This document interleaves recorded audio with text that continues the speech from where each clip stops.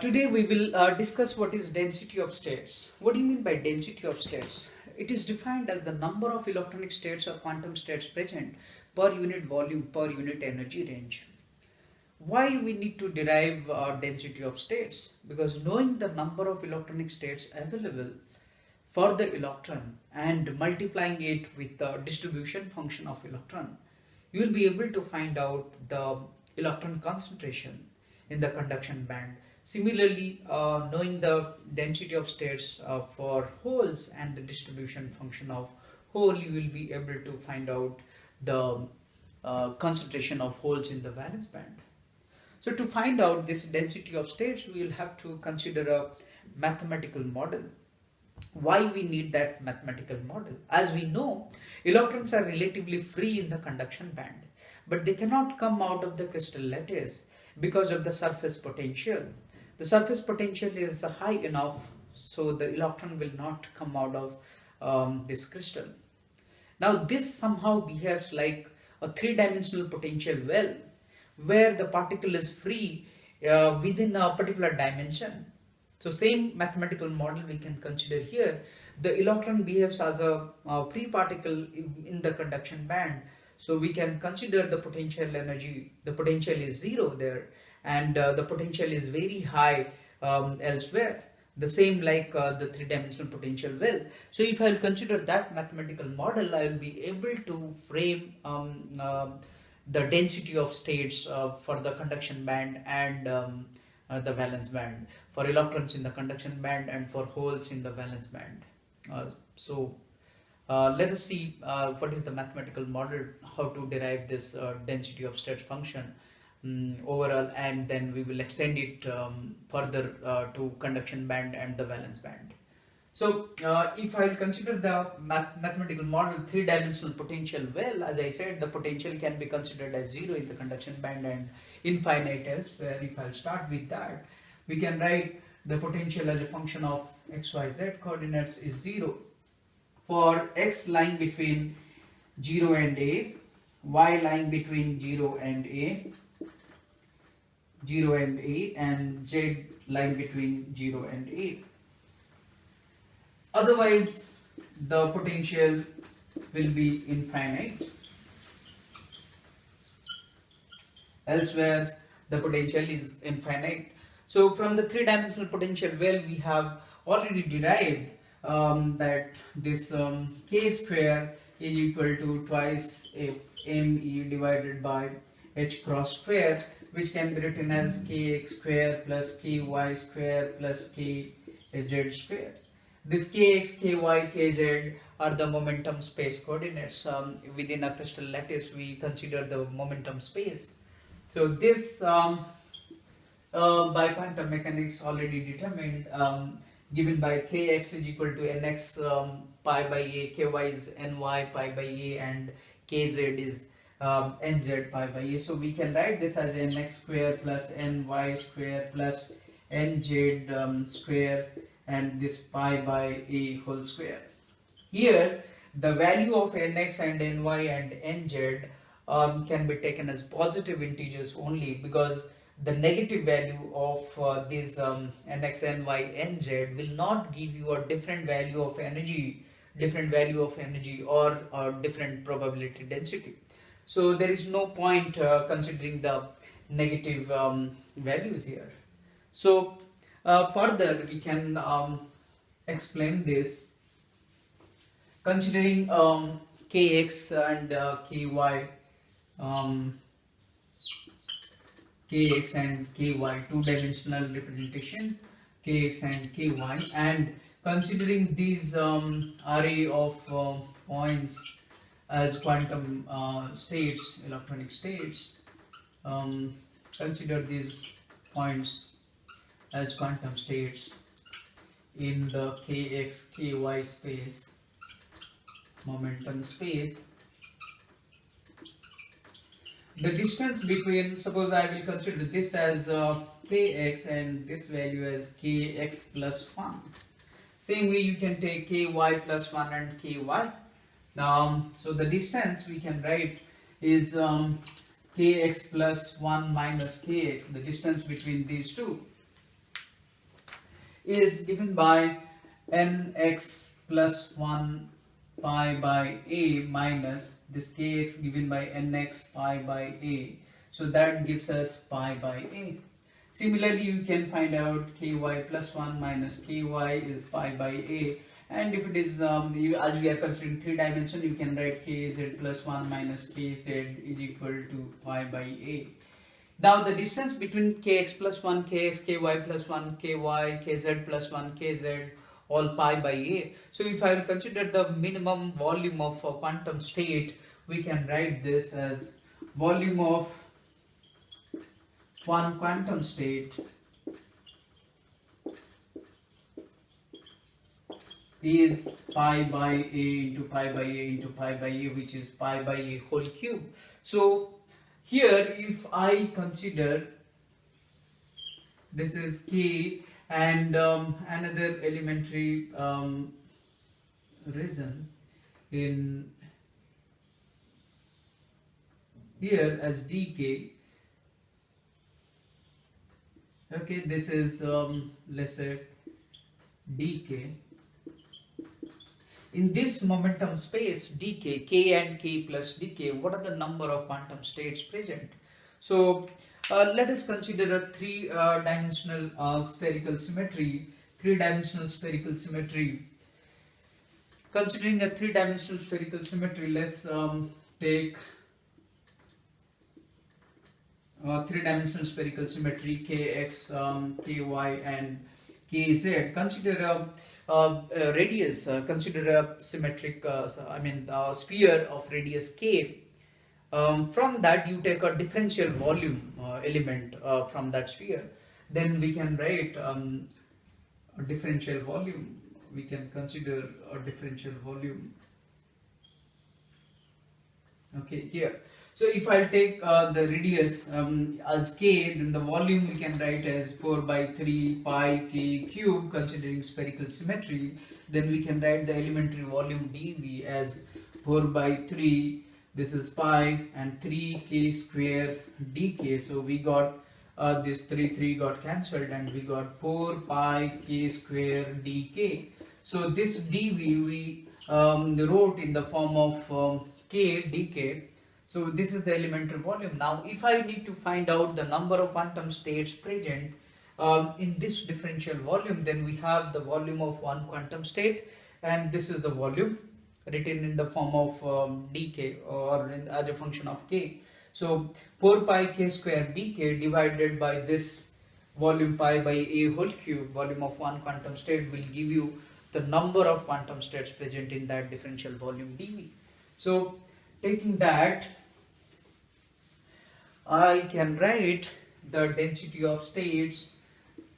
Let's say the density of state in that differential volume, which is 4 pi k square dk divided by pi by a whole cube.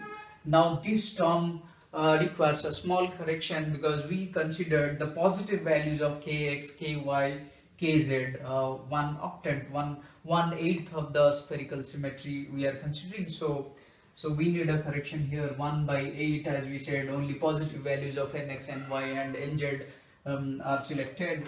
So we can take that. Then another correction is required, which we said this 2 stands for the spin states, because we said 2 spin states are allowed for the same energy value. So 2 electrons having opposite spin can have the same energy. So this 2 factor can be included here. So now if we will write this way, so this is 2 and 2 got cancelled. So we have this in the form of k. We can write this as pi, we got k square dk, this is a cube divided by pi cube. So this is square. So we got k square dk a cube divided by pi square. So we can write this as 1 by pi square. This is k square dk a cube. Okay. So Now we can write this density of states in the form of energy as a function of energy. So we can use this E equals to, or we can write K square is equal to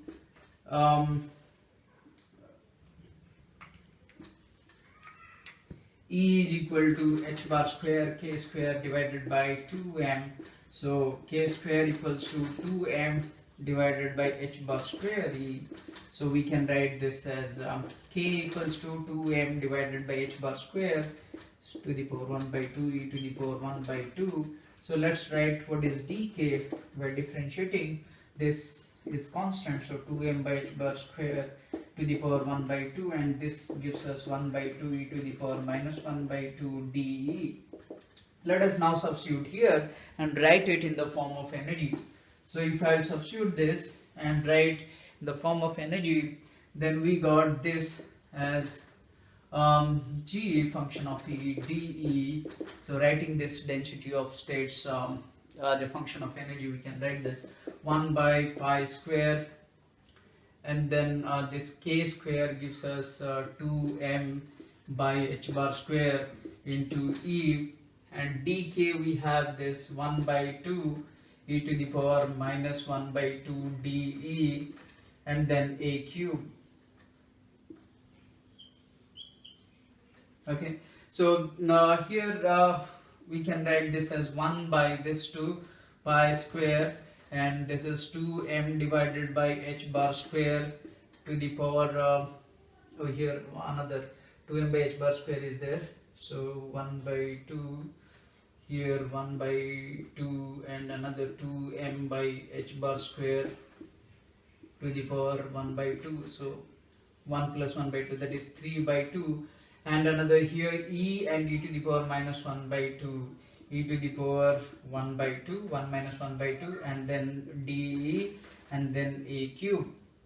Okay, but we said density of states is defined as the number of electronic states present per unit volume. So the volume we have considered the three-dimensional potential well of volume A cube, so per unit volume means divided by A cube, and the energy range at the momentum space we have considered as K and K plus dk. We considered the quantum states present between K and K plus dk, and the corresponding quantum states, number of quantum states we calculated, that is in the energy range E and E plus dE. So per unit energy range means this dE will not be there in the term.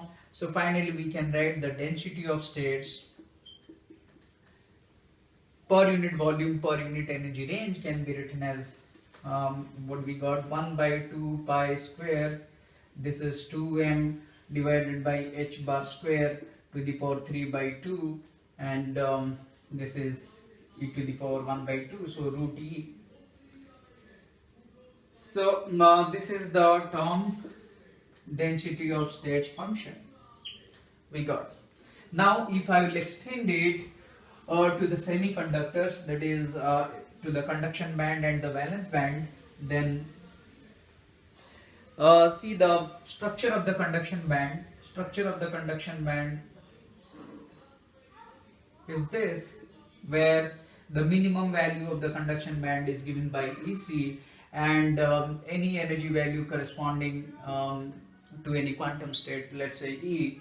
Considering the free particle approximation, considering the free particle approximation, you can take this as E equals to EC plus h bar square K square divided by twice of mn star, effective mass of the electron we need to consider in the conduction band. So here you took E equals to h bar square K square by 2m, and here the same thing, if I will write h bar square K square by 2mn star, then we can have this E minus EC is h bar square K square divided by twice of mn star, and I can substitute in place of this h bar square K square by 2mn star the value E minus EC. So for the conduction band, the density of states can be written as 1 divided by 2 pi square, this is 2m divided by h cross square to the power 3 by 2, this h bar square k square by 2m is h bar square k square by 2m and star for the conduction band, which can be written as E minus EC. So we got the density of states in the conduction band, and the same way we can do it for the valence band, considering the structure of the valence band. That is, the valence band is this. The same free particle approximation can be considered. Free particle approximation can be considered considering the parabola. This is the maximum value of valence band, which is EV, and any value corresponding to our quantum state, let's say E here, then it can be written as considering the parabolic approximation. We can write this as EV is equal to this E plus h bar square k square divided by twice of mp star. So now this h bar square k square a2 mp star can be put in that can be substituted in the original equation. So we can write this EV minus E equals to h bar square k square divided by twice of mp star. So substituting this, we can write the density of states in the valence band is 1 by 2 pi square. This is 2m divided by h bar square, h cross square. H cross is h by 2 pi. Further you can write writing h cross is h by 2 pi, and further you can simplify it, or else you can leave as it is. Square root of this can be written as EV minus E. So we got the density of states for the conduction band and the valence band. Knowing these values of density of states in the conduction and valence band, and the distribution function for electrons and holes, multiplying them and integrating them over the energy range, that is for conduction band it is from EC to E, and for valence band it is from any value E to EV, you will be able to find out the electron concentration and hole concentration. Now if you plot this GCE and GV as a function of energy, suppose I will take this as density of states and here as energy, then if this is the conduction band minimum value of conduction band energy, then your GCE graph will be like this. This is for GCE, and if this is EV, there will be no electronic states available between EC and EV. In the band gap there will be no electronic states, no electrons are allowed, no electronic states are available, so there will be nothing here. And then you got the GVE graph like this. So GC is proportional to square root of E minus E, C gives you this graph, and GB proportional to square root of EB minus E gives you this particular graph.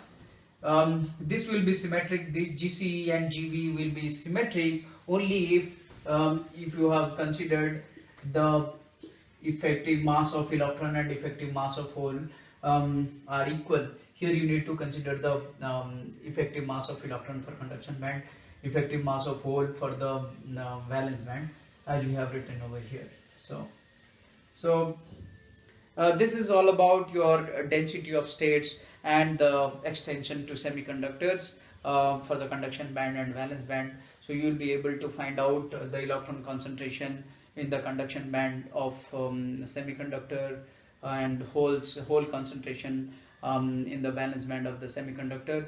Further, you can also now find out the electron and hole concentration for the doped semiconductors. Thank you.